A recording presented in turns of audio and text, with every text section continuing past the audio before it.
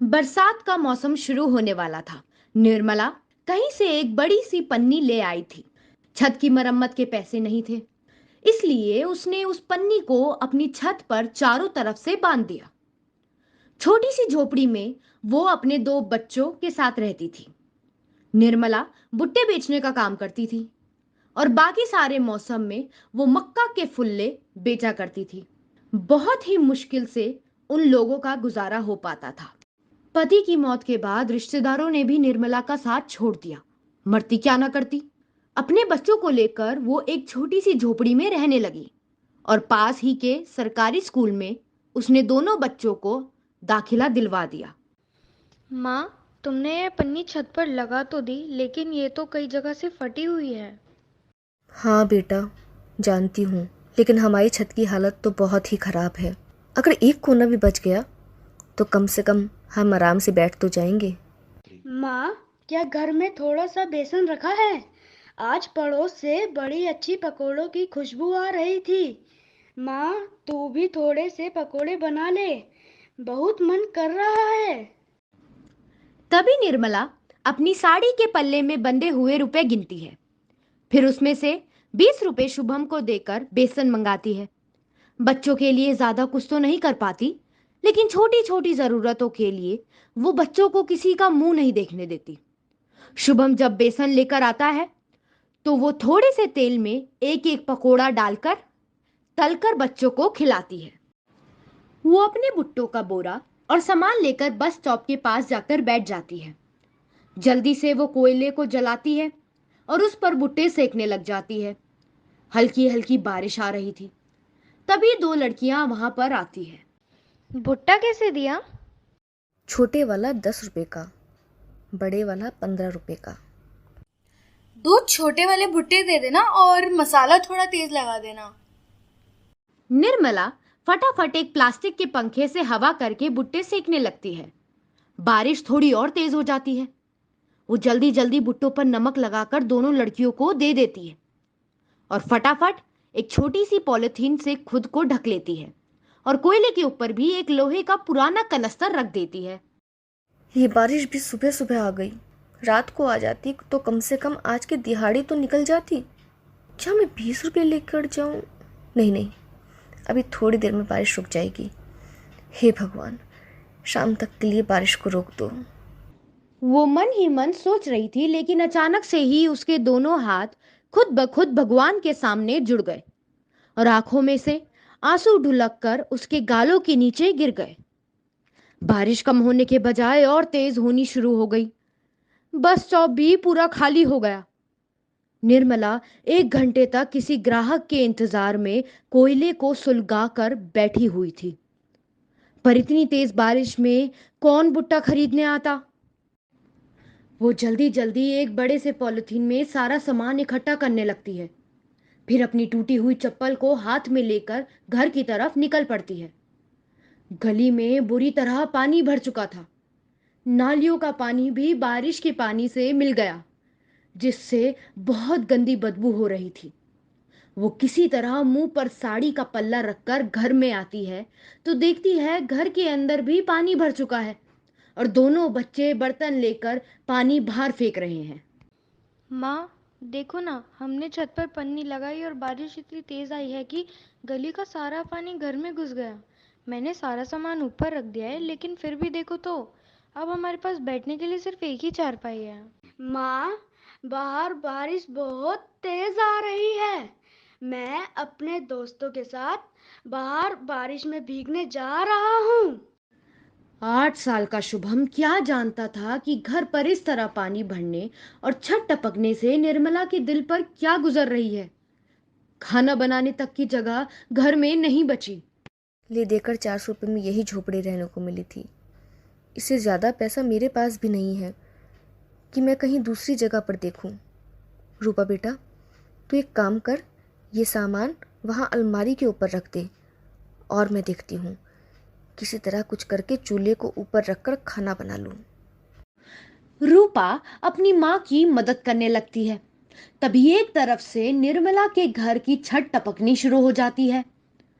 फिर वो एक बड़ा सा पतीला उठाकर वहां लगा देती है कुछ लोगों के लिए बारिश अच्छा मौसम था, लेकिन उस गरीब निर्मला के लिए ये बड़ी ही आफत का मौसम था। सर्दियां तो जैसे तैसे कपड़े ज्यादा पहनकर भी काटी जा सकती है, लेकिन बारिश का क्या करें। उधर शुभम अपने सब दोस्तों के साथ खेलता खेलता कुछ आगे बने हुए बड़े घरों के सामने खेलने लगता है। बड़े घरों के सामने पानी ना भर जाए, इसलिए एमसीडी के कुछ लोग बड़ी बड़ी नालियों को साफ कर रहे थे, जिससे कि सारा पानी साथ में लगे हुए गटर में चला जाए।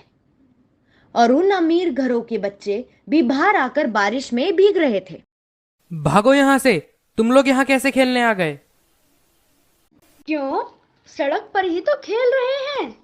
यहाँ पर तो कोई भी खेल सकता है। हमारे यहाँ बारिश के साथ नाली का गंदा पानी भर गया है, इसलिए हम लोग यहाँ साफ सड़क पर बारिश में भीगने आए हैं। चलो चलो, यहाँ से चलो, यहाँ तुम लोग नहीं खेल सकते। वो लोग शुभम और उसके दोस्तों को वहां से भगाने लगते हैं। तभी उन्हीं लड़कों में से एक लड़के की छोटी बहन निशी घर से निकलकर बारिश में भीगने के लिए आती है। भैया मैं भी खेलूंगी, मुझे भी बारिश में भीगना है। उधर उसका भाई अपनी बहन की बात नहीं सुन रहा था। वो अपने दोस्तों के साथ थोड़ा आगे निकल जाता है। इतने वो लड़की भागते हुए एमसीडी के खुदे हुए खड्डे में गिर जाती है। पानी का तेज बहाव गटर की तरफ जा रहा था। शुभम की नजर जैसे ही उस लड़की पर पड़ती है, वो भाग कर जाता है और उस लड़की का हाथ पकड़ लेता है। पर छोटा शुभम जब दम लगाकर ऊपर खींचने लगता है, तो वो लड़की आधी गटर में जा चुकी थी। ये देखकर शुभम के साथ आए हुए सारे लड़के वहां से भाग जाते हैं। घबराओ नहीं, मैं तुम्हें किसी तरह ऊपर खींच लूंगा। तुम भी थोड़ा ऊपर आने की कोशिश करो। उधर वो छोटी निशी डर के मारे बहुत रोने लगती है। 10 मिनट के करीब हो जाते हैं, पर शुभम की आवाज देने पर भी वहां कोई नहीं आ रहा था। तभी एमसीडी के लोग अपना लंच खत्म करके आते हैं, तो देखते हैं तेज बारिश में एक लड़का छोटी बच्ची के हाथ पकड़े हुए उसे बाहर खींच रहा है। वो भाग कर जाते हैं और बच्ची को बाहर निकाल लेते हैं। तभी छोटी बच्ची की माँ उसे बुलाते हुए बाहर आ जाती है और अपनी बेटी को इस हालत में देखकर वो भागकर उसे गोदी में उठा लेती है। तुमने बहुत दिलेरी दिखाई बेटा। हमसे ही गलती हो गई, हमें यहाँ से नहीं जाना चाहिए था। इस बच्चे ने आपकी बेटी को बचा लिया। बारिश हो रही है बहन जी, थोड़ा ध्यान रखा करो अपने बच्चों का। इस तरह बाहर मत भेजा करो। हम भी अभी अपना काम खत्म करके यहाँ का खड्डा भर देंगे और गटर भी बंद कर देंगे। निशी की माँ शुभम के गाल को प्यार से छूती है और उसके सर पर हाथ फेरती है, और शुभम वहां से भागता हुआ अपने घर की तरफ आ जाता है। कहाँ चला गया था?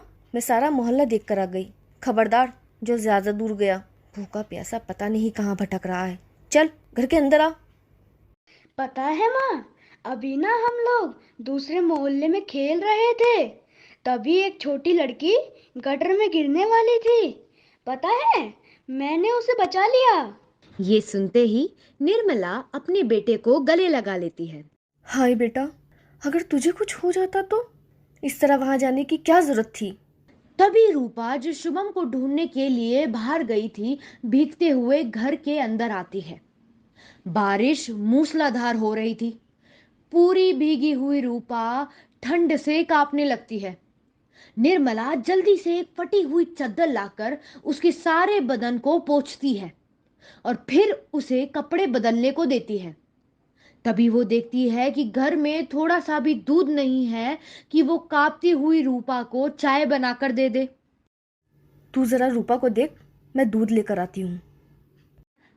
पॉलिथीन से खुद को लपेटे हुए निर्मला दूध के लिए दुकान पर जाती है, तो देखती है कि दुकान बंद है। तभी वो दूसरी दुकान पर जाती है, पर मूसलाधार बारिश की वजह से सब ने दुकान बंद कर ली थी। वो वापस आती है तो रूपा बहुत बुरी तरह से कांप रही थी। निर्मला जल्दी से पानी गर्म कर उसे गर्म पानी पीने को देती है। बारिश रुकने का नाम ही नहीं ले रही थी। शाम हो जाती है, पर बारिश मूसलाधार लगातार बरस रही थी। घर में पानी भर चुका था। रूपा ठंड से बुरी तरह कांप रही थी और निर्मला को समझ नहीं आ रहा था कि वो खाना बनाए तो कहाँ बनाए। फिर जैसे तैसे करके वो अपने बच्चों के लिए दो दो रोटियां बनाती है। खाना खाने के बाद एक चारपाई पर 3 जने कैसे सोते। निर्मला दोनों बच्चों को लिटाकर खुद बैठ जाती है। तभी वो रूपा के सर पर हाथ रखती है तो रूपा को बहुत तेज बुखार होता है। हे भगवान, ये क्या हो गया? क्यों भेजा मैंने रूपा को? मेरी बच्ची को तो तेज बुखार हो गया है। तभी वो उठकर दवाई का डब्बा देखती है, पर उसमें सिर्फ एक दर्द की गोली पड़ी थी और अभी तो पूरी रात बाकी थी। बारिश भी रुकने का नाम नहीं ले रही थी और गली का पानी भी घर के अंदर घुस रहा था। तभी निर्मला बड़ा सा बर्तन लेकर घर में घुसे पानी को वापस गली में फेंकने लगी। हे प्रभु, बारिश को रोक दे और जल्दी से सुबह कर दे ताकि मैं अपने बच्चे को डॉक्टर को दिखा लूं। जैसे तैसे करके निर्मला बच्चों के साथ रात बिताती है। सुबह होते होते बारिश कम हो जाती है। वो देखती है रूपा अभी भी ठंड से कांप रही थी और उसे तेज बुखार था। वो रूपा को चद्दर में लपेटकर अपनी गोद में उठाती है और शुभम का हाथ पकड़कर डॉक्टर के पास जाती है। डॉक्टर ने अभी दुकान नहीं खोली थी। तब वो वहां से काफी दूर पैदल चलते हुए क्लिनिक पर पहुंचती है। बाहर से देखने पर ही क्लिनिक काफी महंगा लग रहा था। अंदर जाने से पहले निर्मला बहुत गहरी सोच में पड़ जाती है। अगर इस डॉक्टर ने ज़्यादा फीस बोली तो मैं क्या करूँगी? मेरे पास तो इस समय सिर्फ 150 रुपये हैं। ऐसा करती हूँ, अंदर चली जाती हूँ। कम से कम बुखार की गोली तो ले ही लूँगी, या तो फिर डॉक्टर के सामने हाथ जोड़ दूँगी कि मेरे पास पैसे नहीं हैं पर मेरी बच्ची को दवाई दे दो। आखिर निर्मला से रुका नहीं जाता और वो अपने बच्चों को लेकर क्लिनिक में जाती है। डॉक्टर साहब, मेरी बेटी को कल रात से बहुत तेज़ बुखार है। ये बारिश में भीग गई थी। आप इसे कोई दवाई दे दो। यही वह बच्चा है जिसने कल हमारी बेटी की जान बचाई। डॉक्टर रूपा का इलाज शुरू करता है और दवाई वगैरह देने के बाद कहता है, ये मैंने दवाइयाँ दे दी हैं, सुबह शाम देना, ठीक है? और तीसरे दिन आकर फिर मुझे दिखाना। निर्मला की सांसें नीचे के नीचे रह जाती है क्योंकि उसे डर था कि अब पता नहीं डॉक्टर फीस कितनी बोलेगा।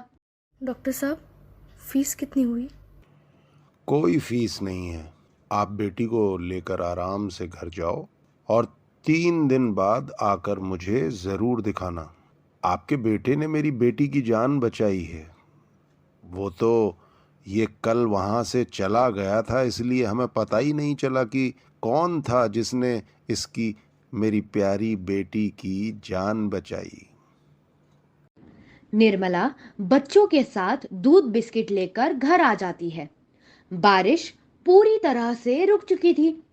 वो रूपा के लिए जल्दी से चाय बनाती है और बिस्किट खिलाने के बाद उसे दवाई देती है। जहां कई लोगों के लिए बारिश का मौसम सुहाना मौसम होता है, वहीं निर्मला के लिए एक दिन की बारिश कहर बन गई। मेरे लिए आलू का भरता बनाकर रखना, मुझे बहुत पसंद है आलू का भरता। जो हुक्म कालू जी, और भी कुछ बता दें, मैं वो भी बना दूंगी। मैं तो जैसे आपकी नौकरानी हूँ ना। ये कैसी बातें कर रही हो गौरी? तुम तो मेरी पत्नी हो और तुम्हें मेरे लिए भोजन तो बनाना ही पड़ेगा। अच्छा, ज्यादा गुस्सा ना करें, मैं बना दूंगी आपके लिए आलू का भरता। फिर कालू कौवा अपने खेत में काम पर चला जाता है। गौरी, अब लग जाओ काम पर। कालू जी की फरमाइश पर उनके लिए आलू का भरता बनाओ। गौरी कौवी भी आलू लेने जंगल में निकल जाती है। अरे गौरी कौवी, क्या बात है, इतनी खामोश और इतनी उदास क्यों बैठी हो यहाँ पर? अरे मैं थक गई हूँ बहुत, इसलिए इस पेड़ पर आकर बैठ गई। परंतु मेरी जिंदगी में तो आराम ही नहीं लिखा। मुझे अभी घर जाकर कालू जी के लिए आलू का भरता बनाना है और घर की सारी सफाई भी करनी है। मैं तो इसी में बूढ़ी हो जाऊंगी। नौकरानियों से भी ज्यादा बुरी जिंदगी गुजार रही हूँ मैं। बहुत अफसोस गौरी कौवी, यह तो तुम्हारे साथ बहुत बुरा हो रहा है। वैसे रानो चिड़िया, वाकई में तुम्हारे तो बहुत मजे हैं, क्योंकि तुम्हारे पति ने तो 2 शादियां की हुई हैं और तुम दोनों सौतने तो मिलकर घर का सारा काम कर लेती होंगी आसानी से। हाँ, मेरा तो नाम ही रानो है, मैं भला काम क्यों करूँगी। मैं तो अपने घर का सारा काम अपनी सौतन मोती बुलबुल से करवाती हूँ। बहुत डरा कर रखा हुआ है मैंने उसे। पता है, जब से मेरे पति ने दूसरी शादी की है, मुझे तो बहुत आराम हो गया है। मैं बस सारा दिन घर में आराम करती हूँ और मेरी सौतन घर की सारी सफाई कर लेती है। इतना कहकर वह रानो चिड़िया वहाँ से चली जाती है। अरे वाह, इस रानो चिड़िया की तो जिंदगी कितनी अच्छी हो गई है। क्यों ना मैं भी कालू जी की दूसरी शादी करवा दूं और अपनी सौतन से घर का सारा काम करवाऊं। फिर तो मेरी जिंदगी भी इस रानो चिड़िया की तरह हो जाएगी। मैं सारा दिन आराम करूंगी और अपनी सौतन से काम करवाऊंगी। आने दो कालू जी को, आज रात को ही बात करती हूँ। रात हो जाती है और कालू कौवा भी अपने काम से अपने घर पर आ जाता है। आहा गौरी, आज क्या भोजन बनाया है तुमने? इतना स्वादिष्ट है कि खाने में बहुत मजा आ रहा है। कालू जी, भोजन को छोड़ें और मुझे आपसे बहुत जरूरी बात करनी है। मेरी बात सुनो। अच्छा बोलो, क्या बात है भाई, मैं सुन तो रहा हूँ। आप सारा दिन कितना काम करते हैं कालू जी, और कितनी मेहनत भी करते हैं, पर मैं आपका अच्छे से ख्याल नहीं रख पाती। इसलिए मैं चाहती हूँ कि आप दूसरी शादी कर लो, ताकि आपकी 2 पत्नियां मिलकर आपका बहुत अच्छे से ख्याल रखें। यह बात सुनकर तो कालू कौवा मन ही मन बहुत खुश हो जाता है। वैसे गौरी जी, मेरा तो मन नहीं है दूसरी शादी का, पर अगर तुम चाहती हो तो मैं दूसरी शादी करने के लिए तैयार हूँ। अरे वाह, यह तो बहुत अच्छा हो गया। बस ठीक है, मैं जल्द से जल्द आपके लिए कोई सुंदर सी कौवी ढूंढ लेती हूँ। अगली सुबह ही गौरी कौवी अपने दोस्त सोनी कौवी को अपने घर पर बुला लेती है। मुझे सुबह सुबह अपने घर पर क्यों बुला लिया है? क्या जरूरी बात है? देखो सोनी कौवी, मैं बात जरा घुमा फिरा कर नहीं करूँगी। मैं बस तुमसे यह पूछना चाहती हूँ, क्या तुम मेरे पति कालू जी से शादी करना चाहोगी? तुम्हें तो पता है कि मेरे कालू जी कितने अमीर हैं और उनका अपना बड़ा सा घर भी है, और तो और अपना एक बड़ा खेत भी है। यह सुनकर सोनी कौवी सोच में पड़ जाती है। अरे वाह, यह तो बहुत अच्छा मौका है। इतना अमीर कौवा मिला है, इससे तो मैं शादी जरूर करूंगी। मुझे मंजूर है गौरी कौवी, मैं शादी के लिए तैयार हूँ। हम दोनों मिलकर रहा करेंगे घर में। बेटा, एक बार घर पे तो आजा, फिर बताऊंगी तुझे मिलकर कैसे रहते हैं। कालू कौवा भी सोनी कौवी से शादी करने के लिए बहुत ज्यादा खुश था। चलो सोनी कौवी, आज मैं तुम्हें इस पूरे जंगल की अच्छे से सैर करवाता हूँ। कालू कौवा सोनी कौवी को लेकर जंगल की सैर कराने ले जाता है, और तभी पिंकी कबूतरी कौवी के पास आ जाती है। अरे गौरी कौवी, मैं यह क्या देख रही हूँ कि तुम भला कालू कौवे की दूसरी शादी क्यों करवा रही हो? क्या तुम्हें पता नहीं कि शादी के बाद तुम्हें कितनी मुश्किल होगी? पिंकी, तुम्हें पता नहीं है शायद, गौरी कौवी कभी भी बिना सोचे समझे कोई काम नहीं करती। मैं तो कालू कौवे की दूसरी शादी करवा कर ही रहूंगी। ठीक है फिर गौरी कौवी, मेरा तो काम था तुम्हें समझाना, बाकी तुम्हारी मर्जी। पर मैं कह देती हूँ तुमसे, तुम बाद में बहुत पछताओगी। इतना कहकर पिंकी कबूतरी वहाँ से चली जाती है, और बस कालू कौवा तो सारा दिन सोनी कौवी के साथ घूमता रहता था और बस भोजन के लिए अपने घर पर आता था। जल्दी जल्दी काम करो सोनी, अभी तुम्हें भोजन भी बनाना है। मैं कर तो रही हूँ काम, आप बस मुझ पर गुस्सा ना करें, मुझे आपसे बहुत डर लगता है। हाँ, अगर कोई काम गलत भी किया तो बहुत ज्यादा मारूंगी तुम्हें, कि तुम याद रखोगी। गौरी, ओ गौरी जी, कहाँ खो गई हो तुम? मैं तुम्हें कब से आवाज दे रहा हूँ। हाँ कालू जी, मैं तो बहुत हसीन सपना देख रही थी, जो कि बस बहुत जल्द पूरा होने वाला है। सपने बाद में देखना, अभी मुझे भोजन दे दो, मुझे बहुत भूख लगी है। हाँ, कर देती हूँ भोजन। अभी मुझे रानो चिड़िया के पास जाना है, उसे मुझे शुक्रिया कहना है। गौरी कौवी रानू चिड़िया के पास उसके घर जाती है कि तभी गौरी कौवी रानू के घर में देखती है कि मोटी बुलबुल सौतन तो उससे घर का सारा काम करवा रही थी। तुमने गौरी कौवी से मेरे बारे में क्या कहा था? हाँ, कि मैं घर का सारा काम करती हूँ और तुमने मुझे अपना नौकर बना कर रखा हुआ है। हाँ, बताओ बताओ, यही कहा था ना तुमने उसे? मुझे माफ कर दो, मैं तो बस गौरी कौवी के सामने अपनी बड़ाई कर रही थी। ये सब गौरी कौवी भी बैठी हुई सुन रही थी।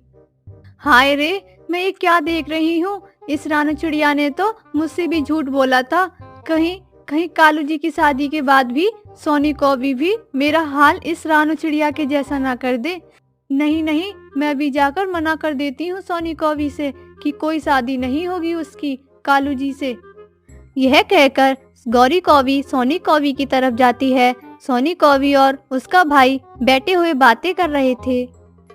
भाई, मैं आहिस्ता आहिस्ता उस कालू कौवे को अपने काबू में कर रही हूँ, और वो जो उसकी पत्नी है ना गौरी कौवी, वह तो निहायत ही बेवकूफ है। उस गौरी कौवी को तो मैं शादी के बाद बताऊंगी कि घर का सारा काम कैसे करते हैं। अपने घर का सारा काम करवाऊंगी उससे। और भाई, तुम चिंता मत करो, तुम्हारे घोंसले की भी रोजाना सफाई में उससे करवा दिया करूंगी। यह सब सुनकर तो गौरी कौवी गुस्से में आग बबूला हो जाती है। दुष्ट कौवी, मुझे अपना नौकर बनाओगी तुम? तुम्हें तो मैं छोड़ूंगी नहीं। और हाँ, कोई शादी वादी नहीं होगी तुम्हारी कालू जी से। आई बड़ी मेरे कालू जी से शादी करेगी। ऐसा कहकर गौरी कौवी वापस अपने घर चली जाती है।